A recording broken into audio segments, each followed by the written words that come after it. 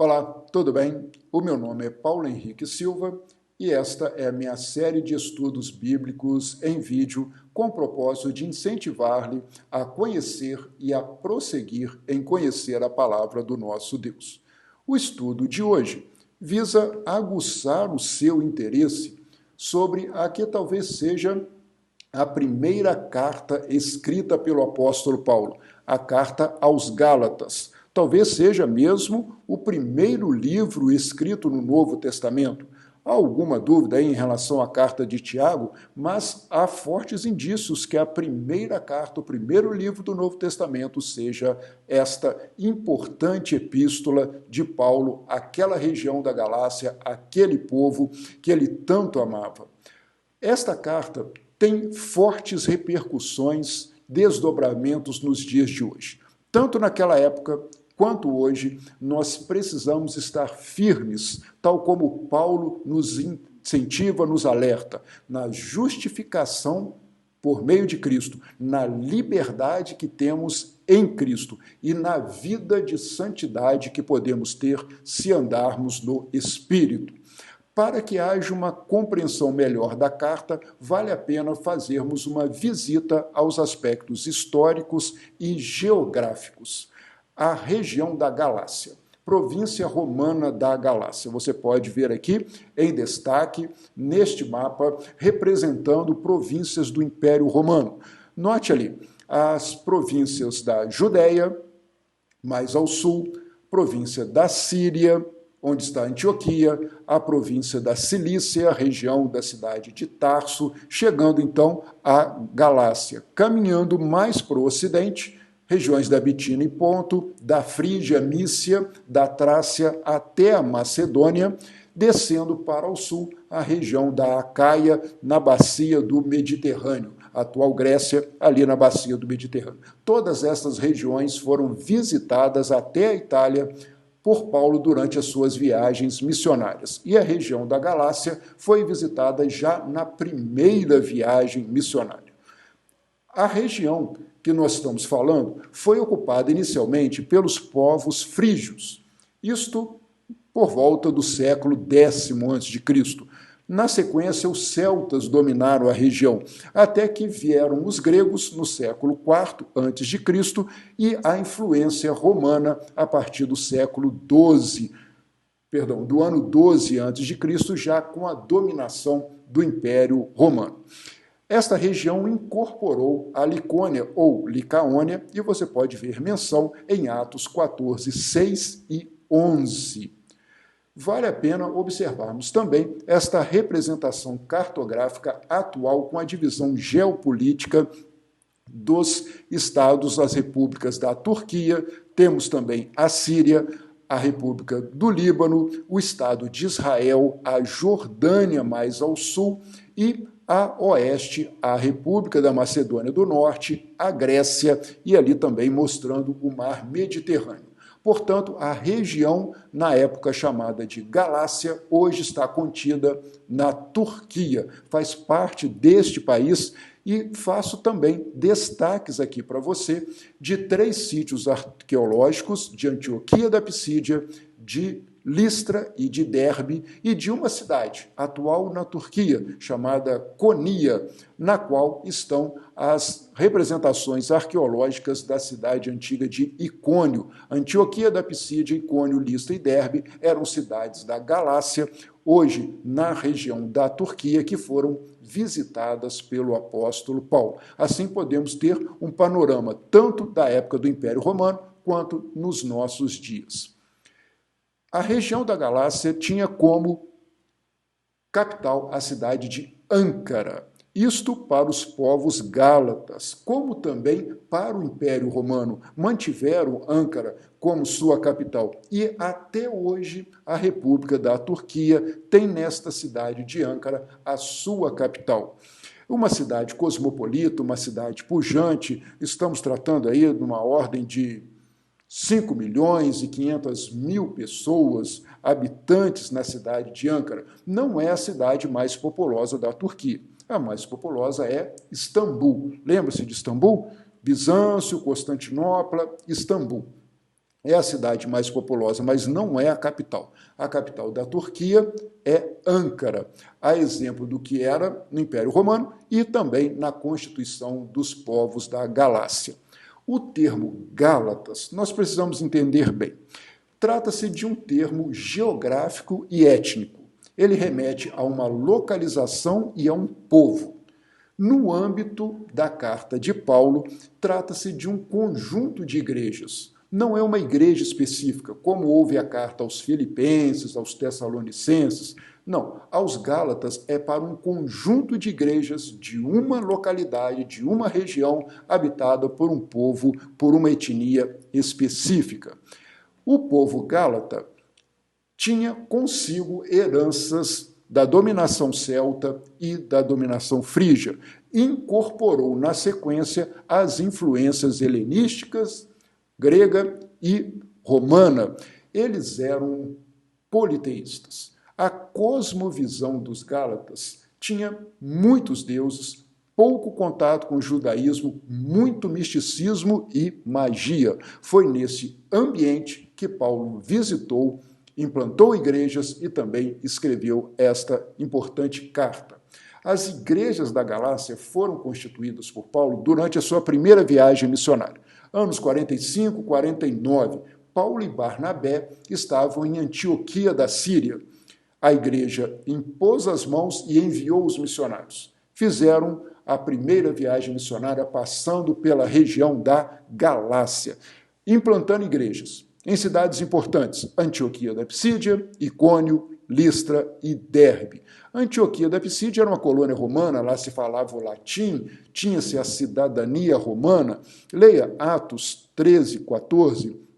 Icônio, no sul da Galácia, atual Conia, Atos 14, 1 faz menção. Listra, na região da Licaônia, Atos 14, 6 a 8, e também Derbe, também estava na região da Licaônia, conforme relato de Lucas em Atos 14, versos 6 e 20. Qual local? Em qual período foi escrita a carta de Paulo aos Gálatas? Logo aqui no slide você vê uma imagem belíssima de um papiro representando parte da carta aos Gálatas, parte de Filipenses, datado do ano 200. Mas o local e o período exatos da escrita é ainda fonte de debate de hipóteses. Diversas hipóteses têm sido levantadas. Algumas hipóteses relacionadas ao local, outras à data, e uma associação entre elas. Seria uma carta escrita na Galácia do Norte ou na Galácia do Sul? Em um período mais avançado, talvez na terceira viagem missionária, ou no período muito próximo ao fim da primeira viagem missionária. Bem, as evidências e também o pensamento de diferentes especialistas estão convergindo para que ela tenha sido escrita em Antioquia da Síria após o final da primeira viagem missionária. Nos anos 48, 49, conforme Atos 14, 26 e 28. Colaboram para esta hipótese, delineando o local e a datação da escrita dessa carta, o fato de Paulo não mencionar na carta aos Gálatas o Concílio de Jerusalém. Se ele já tivesse ocorrido, certamente Paulo teria mencionado, pois aumentaria a força da sua argumentação. Como não há qualquer menção, é provável que a carta tenha sido escrita antes do Concílio de Jerusalém. E como ela foi escrita depois do estabelecimento das igrejas, ficamos ali neste intervalo entre o final da primeira viagem, foi escrita após a primeira viagem missionária, antes do Concílio de Jerusalém. Estamos nesse intervalo de tempo. Aí por volta mesmo dos anos 48 e 49. Né? Paulo retorna da primeira viagem missionária, onde estabeleceu as igrejas da Galácia, escreve a carta aos Gálatas e depois participa do Concílio de Jerusalém. A solidez da convicção sobre esta hipótese ainda não está estabelecida, mas muitos especialistas concordam com este ponto de vista. Agora, com respeito à autoria, isto não há dúvida. Veja aqui Paulo representado por Rembrandt numa pintura do século XVII, Paulo ali no meio de escritos. A autoria é muito clara. Paulo se identifica. Ele mesmo se apresenta como sendo o autor da carta. Veja lá em Gálatas 1:1, 6:11. Há um consenso estabelecido sobre a autoria, consenso este que se firmou no início da igreja. Lá ainda no século II, já houve o reconhecimento de ser Paulo o autor da carta aos Gálatas. Ele escreveu com uma preocupação. Algo estava perturbando o espírito, estava tirando a paz do coração do apóstolo Paulo e ele precisou escrever esta carta assertiva às igrejas na Galácia. A preocupação dizia respeito aos judaizantes. Judaizantes eram judeus convertidos ao cristianismo que desceram da Judéia para Antioquia da Síria e prosseguiram pelas cidades onde Paulo havia implantado igrejas. Mas eles estavam desqualificando o trabalho de Paulo como missionário e também contestando a justificação pela fé, que é base no Evangelho. Eles diziam que, sim, a fé em Jesus Cristo é muito importante, mas não é o bastante, não é suficiente. Além da justificação pela fé, há necessidade também de cumprir a lei. Eles insistiam nos ritos da lei, eles apregoavam a circuncisão como condição para a salvação. Não era suficiente a circuncisão, era necessário também guardar os sábados, era necessário também participar das festas religiosas e também cumprir as dietas cerimoniais. Tudo isso deveria ser exigido daqueles que se convertiam ao cristianismo. Eles precisavam primeiro ser judeus para depois serem cristãos. Isto afastava a igreja do verdadeiro evangelho e também afastava de Paulo, o pastor que havia constituído estas igrejas. Portanto, era uma fonte constante de preocupação. Paulo notou que precisava urgentemente resgatar aquelas igrejas para a essência do evangelho e assim ele escreveu a carta aos Gálatas. 3 propósitos eu posso destacar aqui para você. Primeiro, a defesa do apostolado de Paulo, porque os judaizantes não atacavam apenas o que Paulo falava, atacavam a própria figura de Paulo, a sua autoridade apostólica. Diziam, Paulo não está falando para vocês um evangelho completo. Aliás, Paulo não é um apóstolo completo, ele não é um dos 12 de Jerusalém. Portanto, vocês não devem acreditar nisso que Paulo está falando, não está completo, é necessário você acrescentar algo àquilo que Paulo ensinou para vocês. A autoridade estava sendo denegrida pelos judaizantes. E Paulo, muito enfaticamente, já em Gálatas 1:1, certifica a sua própria autoridade apostólica. Paulo, apóstolo, enviado por Jesus Cristo, enviado por Deus Pai. O que é um apóstolo? Aquele que foi enviado pessoalmente por Jesus Cristo. Paulo teve um encontro pessoal com Jesus naquele caminho de Damasco. Ele foi comissionado por Jesus ressurreto. Isto é muito importante naquela época e também nos dias de hoje, pois afasta toda a questão relacionada a apóstolos atuais.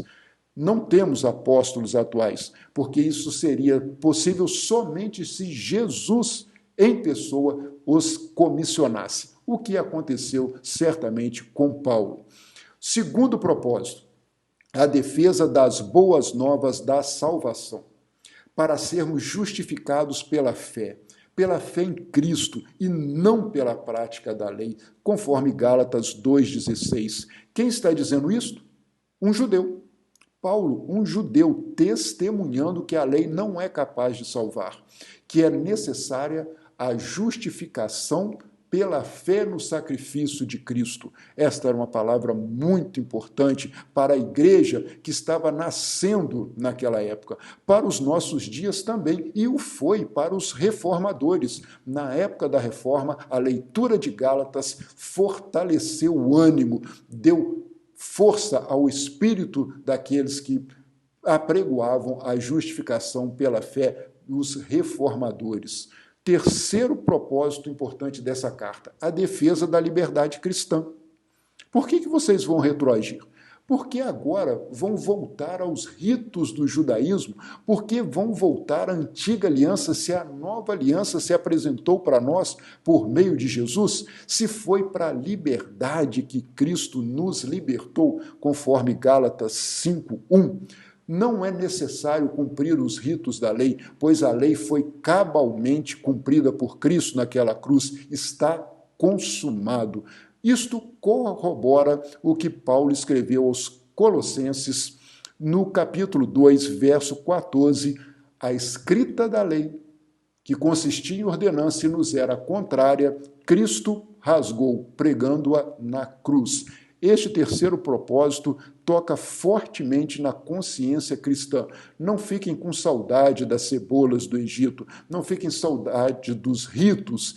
Isto vale para nós. Algumas igrejas buscam trazer ao culto cristão rudimentos da lei. E essa lei, Paulo disse claramente, são elementos fracos, são princípios elementares, sem poder para a salvação. A lei foi provisória, ela serviu de aio, ela serviu de ajudadora, serviu de mestre, apontando para Cristo, mas ela não tem o poder de salvar. Constitui-se, portanto, a carta aos Gálatas a um importante documento de doutrina teológica cristocêntrica. Veja a leitura, acompanhe comigo a leitura de Gálatas 2,16. Sabemos que ninguém é justificado pela prática da lei, mas mediante a fé em Jesus Cristo. Assim, também nós cremos em Cristo Jesus para sermos justificados pela fé em Cristo e não pela prática da lei, porque pela prática da lei ninguém será justificado, nem mesmo Abraão. Paulo traz Abraão como exemplo na carta aos Gálatas. Abraão foi justificado por meio da fé e não pela lei, até porque a lei só foi apresentada ao homem 400 anos depois de Abraão. Ele não poderia ter sido justificado pela lei, mas ele é o pai da fé.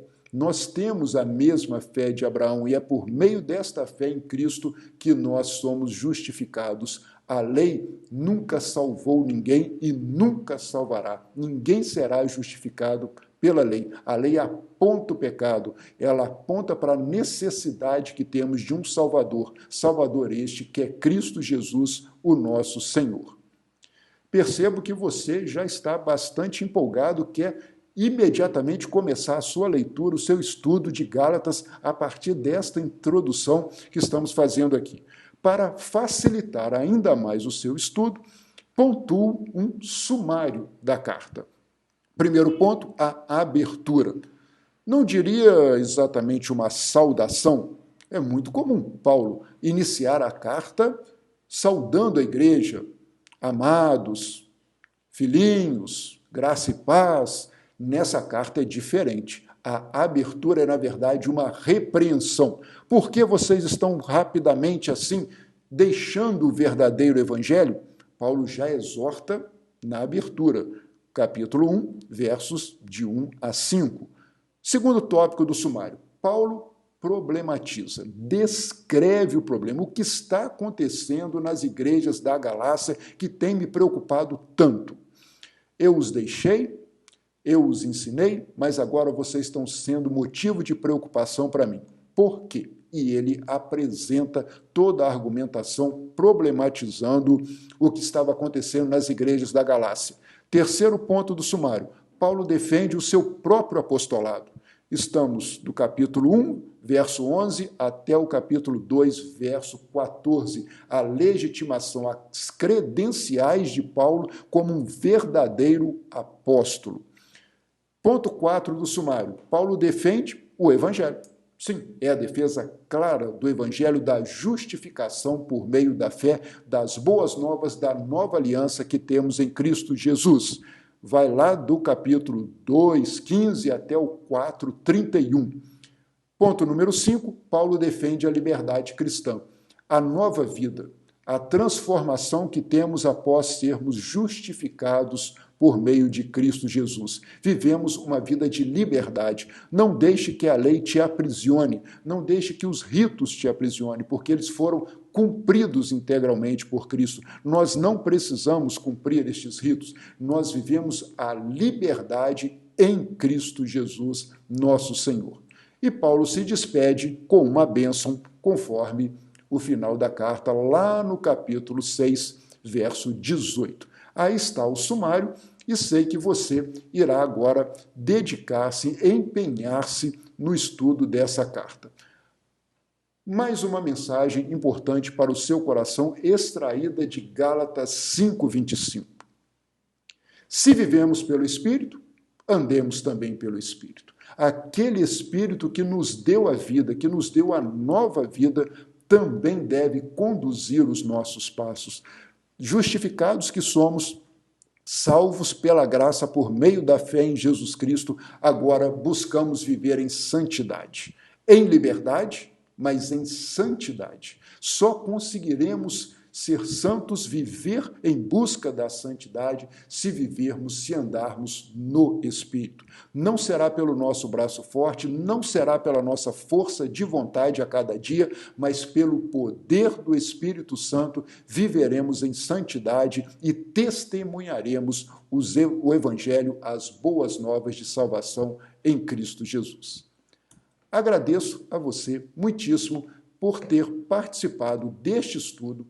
Quero convidar-lhe a observar outros materiais interessantes no meu site, também no canal do YouTube, para o enriquecimento, para a sua edificação cristã na palavra do Senhor. Que o Senhor o abençoe, a abençoe, o guarde, aguarde, bem como a toda a sua família. Até um próximo estudo. Muito obrigado.